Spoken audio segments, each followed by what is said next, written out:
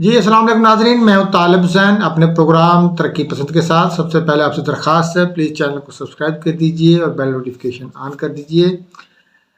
پاکستان میں I am F کا ایک وفد آیا، نواں جائزہ جو آئی ایم ایف کا تھا وہ پاکستان میں ہوا۔ 2 تاریخ تک جو ہے وہ ٹیکنیکل جو نیگوشیشن تھی اس پر ہوئی، اس کے بعد پالیسی میٹرز پر ڈسکشن ہوئی، اور 9 فروری کو یہ ایک جو ریویو ہے 9th ریویو یہ مکمل ہوا ہے، اور اس سے کیا حاصل ہوا ہے اور کیا ہونے جا رہا ہے اس پر ہم بات کریں گے۔ ناظرین کہ حکومت پاکستان چونکہ مفتاح اسماعیل صاحب کے جانے کے بعد اسحاق ڈار صاحب آئے، جنہوں نے جو کہ بڑکیں ماری تھیں کہ وہ آئی ایم ایف کے بغیر بھی جو ہے ملک کو چلا سکتے ہیں، ضروری نہیں کہ آئی ایم ایف کی ہر بات مانیں۔ اور یہ ریویو جو اب جا کے فروری میں ہوا ہے، اگر یہ نومبر یا دسمبر میں ہو جاتا تو پاکستان میں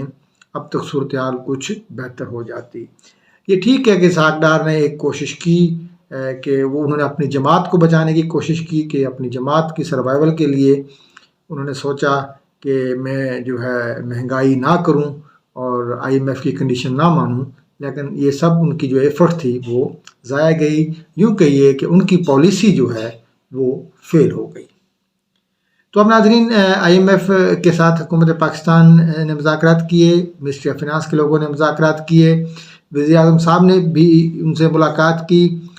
چیزیں یہ طے پائی ہیں کہ 170 ارب روپے کا نیا ایک منی بجٹ آئے گا جس میں مزید ٹیکس لگائے جائیں گے، اور سرکولر ڈیٹ کو کم کرنے کے لیے گیس اور بجلی کے نرخ جو ہیں بڑھائے جائیں گے، جس سے عوام پر مہنگائی کا ایک اور جو ہے بم گرے گا۔ آلریڈی پاکستان کے اندر بجلی بہت مہنگی ہے اور گیس بھی بہت مہنگی ہے، اور اسی طریقے سے دیگر اشیاء جو ہیں وہ بھی بہت مہنگی ہیں، کیونکہ پاکستان میں ایڈیبل آئل ہے وہ امپورٹ ہوتا ہے، دالیں امپورٹ ہوتی ہیں، کھانے پینے کی بے شمار اشیاء امپورٹ ہوتی ہیں، کھانے پینے کے علاوہ دیگر اشیاء بھی جو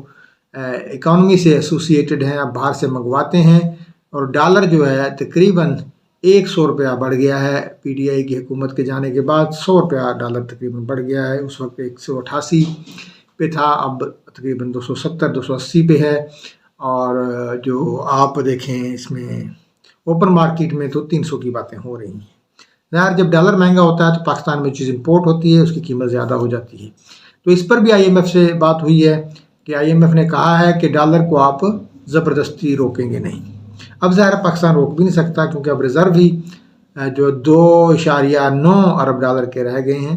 اسٹیٹ بینک کے پاس، اور تقریباً 5.5 ارب ڈالر جو ہے پرائیویٹ بینکوں کے پاس ہے، وہ انٹیکٹ ہے، اور تقریباً 19-20 کے اضافے کے ساتھ کافی عرصے سے اتنا ہی چل رہا ہے، اور مزید امپورٹ ہو نہیں رہی۔ اسٹیٹ بینک نے حالانکہ کہا ہے امپورٹ کرنے کا، لیکن اندر کھاتے بات یہی ہے کہ آپ نے ایل سی کوئی نہیں کھولنی، اور ایل سیاں نہیں کھل رہی، اور ایون جو مال پورٹ پہ پڑا ہے وہ بھی نہیں مل رہا۔ وہ اس وقت ملے گا جب بینک ڈالر دے دیں گے، ڈالر باہر بھیج دیں گے امپورٹر کے بہاف پہ، وہ ڈاکومنٹس ریٹائر ہو جائیں گے تو مال چھوٹ جائے گا، وہ مال بھی نہیں چھوٹ رہا۔ تو ایک بہت بڑا ایک میش کریٹ ہو گیا ہے۔ تو آئی ایم ایف کی بجلی گیس بڑھانے کے ساتھ ساتھ ایک کنڈیشن یہ بھی ہے کہ ڈالر آپ نے فری فلوٹ رکھنا ہے۔ پھر مزید آئی ایم ایف نے کہا ہے کہ آپ امپورٹ پر پابندی نہیں لگائیں گے، آپ امپورٹ کو بھی نہیں روکیں گے، امپورٹ بھی اپنی کھولیں گے۔ تو ظاہر ہے اس کے لیے آپ کو بڑے سارے ڈالر چاہیے، اور آئی ایم ایف نے یہ جو ریویو ہے یہ کر لیا ہے۔ ایم ای ایف پی جو ہے حکومت پاکستان کو شیئر کر دیا ہے، لیکن ایکسپیکٹیشن یہ تھی کہ سٹاف لیول ایگریمنٹ بھی ہو جائے گا، وہ نہیں ہوا، لیکن خیر کوئی بات نہیں، وہ اگلے ہفتے میں ہو جائے گا سٹاف لیول ایگریمنٹ بھی، اس کے بعد یہ معاملہ بورڈ کے پاس جائے گا، اور یقیناً جب سٹاف لیول ایگریمنٹ ہوگا تو آئی ایم ایف جو فیصلے ہوئے ہیں ان کی امپلیمنٹیشن کے حوالے سے کہے گا کہ آپ جب ہمارے پاس آئے ہیں تو کہ آپ نے گیس کے ریٹ بڑھا دیے ہیں، بجلی کے بڑھا دیے ہیں، منی بجٹ اناؤنس کر دیا ہے، اور پیٹرول پہ جو لیوی ہے ابھی 40 روپے چل رہی ہے فی لیٹر، اس کو 50 روپے کرنا ہے، یعنی کہ 5 روپے ہر مہینے جو ہے لیوی بڑھائی جائے گی۔ اسی طریقے سے بے نظیر انکم سپورٹ پروگرام جو ہے اس کو 400 ارب ڈالر سے زیادہ نہیں کیا جائے گا، یہ بھی ایک ہوا ہے، اور مختلف سبسڈیز جو ہیں ان کو حکومت نے کرٹیل کرنا ہے، اور جب یہ معاہدہ وہاں پر جائے گا اور سٹاف لیول ایگریمنٹ ہوگا تو اس کے بعد جو ہے IMF جو ہے $1.2 بلین جو ہے ہمارے لیے ریلیز کر دے گا۔ اچھا، ایک اور بات جو بہت ہی اہم ہے، IMF نے اس بات کی بھی یقین دہانی جو کروانے کا کہا ہے کہ IMF کو یقین دہانی کرائی جائے جو فرینڈز کنٹری ہیں، جیسے کہ UAE ہے، سعودی عرب ہے، چین ہے، ان کی کیا ایشورنس ہے کہ وہ آپ کو جو پیسے دے دیں گے، تقریباً $4 ارب کا جو حکومت نے ایسٹیمیٹ لگایا ہوا ہے، تو وہ اس کی بھی یقین دہانی چاہ رہے ہیں سٹاف لیول ایگریمنٹ سے پہلے۔ تو یہ حکومت پاکستان نے اس کی گارنٹی دینی ہے۔ 30 جون تک جو پاکستان کا جو لون پیمنٹ ہے وہ $5 ارب ہے، اور تقریباً $4 ارب کا جو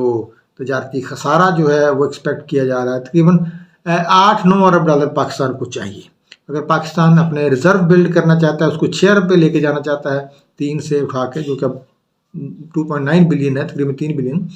تو پھر یہ آپ کو $12 ارب جو ہے وہ آپ کو چاہیے۔ تو اس کا ایک جو ہے لائے عمل جو ہے حکومت نے بنا کر کے پیش کرنا ہے۔ امید یہ ہے کہ فرینڈز کنٹری سے بھی ایشورنس آ جائے گی اور IMF سے ظاہر معاہدہ ہو جائے گا، کیونکہ حکومت نے فیصلہ کر لیا ہے، وزیر اعظم اناؤنس کر چکے ہیں کہ اب ہمیں تمام کنڈیشنز جو ہے ماننا پڑے گی۔ ناظرین، یہ ایک اپڈیٹ تھی۔ IMF سے جیسے جیسے مذاکرات آگے بڑھے، ڈالر جو ہے تھوڑا سا، ڈالر کی قیمت پاکستان میں بہتر ہوئی، روپیہ 2-3 دن تگڑا ہوا، سٹاک ایکسچینج اوپر گئی، اور میرا خیال ہے کہ یہ ایک بہتری کے آثار تو ہیں، مگر یہ ساری چیزیں ہم پہلے بھی کہتے رہتے ہیں کہ سب عارضی ہیں۔ پاکستان میں کوئی لانگ ٹرم پالیسی جو ہے وہ ہم نے نہیں بنائی۔ پچھلے 25 سال سے ہم نے اس کو امپورٹ سٹیٹ بنایا ہوا ہے۔